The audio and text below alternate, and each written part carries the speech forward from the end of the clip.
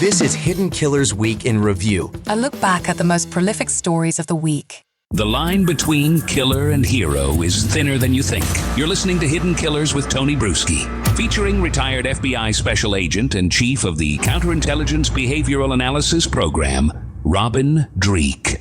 The trial of Robert Tellis, it continues on, and he had some very interesting testimony this last week. By the time you're watching or listening to this, there may already be a verdict as it is starting to wrap up. But we're going to examine some of this case because it has been fascinating to watch. Robin Dreeke, retired FBI special agent, chief of the Counterintelligence Behavioral Analysis Program, joining us to discuss this guy. And I know you've been watching some video. He's an odd duck.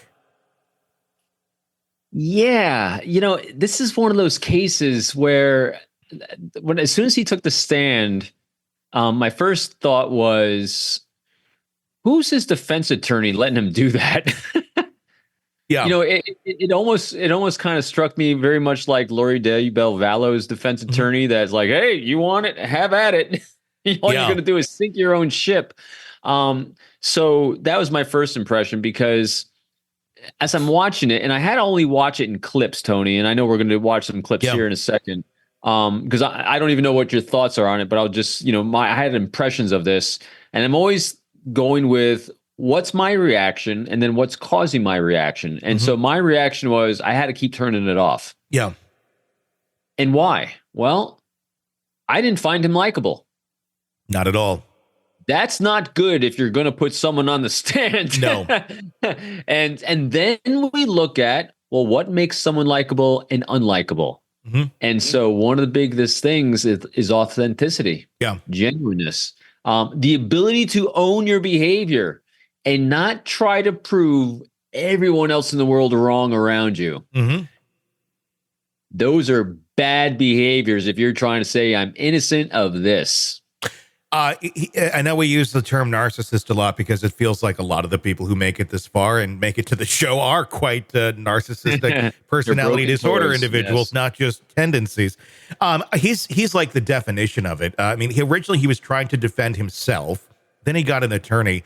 I don't think his attorney agreed with what he's doing right now because he's not being questioned. It's an alibi defense. He's just up there sharing his narrative in any way he wants. The judge let him do this because the attorney basically said, I want nothing to do with this. Like, I can't ask you these questions because I disagree with your answers and it's not going to go anywhere.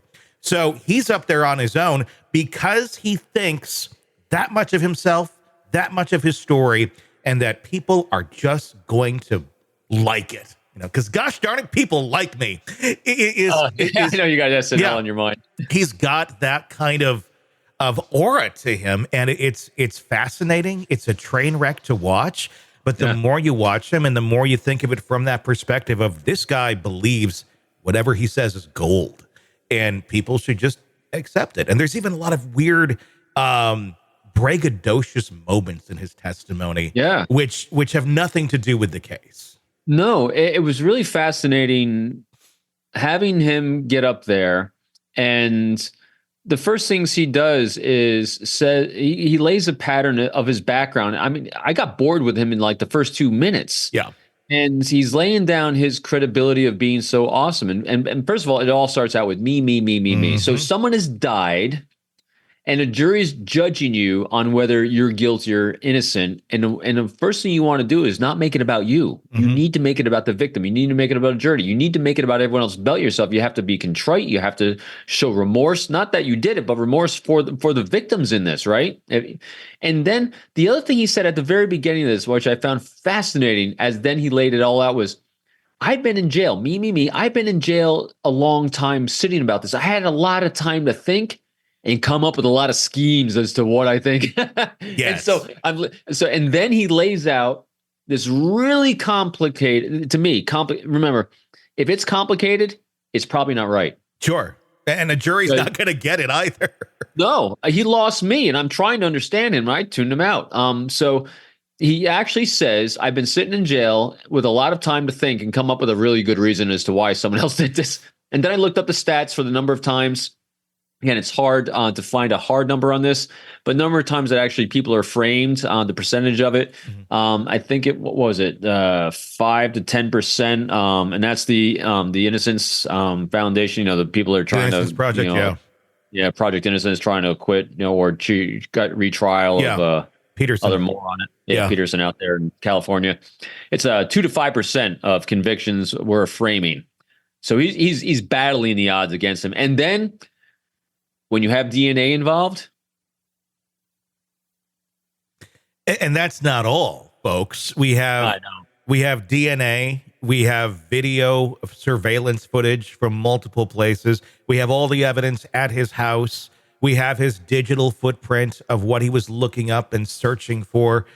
I mean, this would be one hell of a frame job if it's it's just too far out there to even be in the realm of it even being a physical possibility of being a frame job. And then he puts himself on the stand and has become extremely unlikable because he has a massive superiority complex. He thinks he's better and smarter than everyone else in that entire room, even arguing with the judge. Yeah, it clearly comes across. You're in the thick of a true crime saga, every detail sinking in, and then, wham, a commercial about something you couldn't care less about. It's like being served a microwaved dinner at a 5-star restaurant. But it doesn't have to be this way. Go for True Crime Today Premium Plus on Apple Podcasts. With True Crime Today Premium Plus, you get uninterrupted, ad-free episodes, extended interviews that dig even deeper into the muck, and early access so you can brag to your friends. It's like ordering the secret menu at a crime buffet. So, search for True Crime Today Premium Plus on Apple Podcasts, subscribe, and savor every twisted detail without interruption.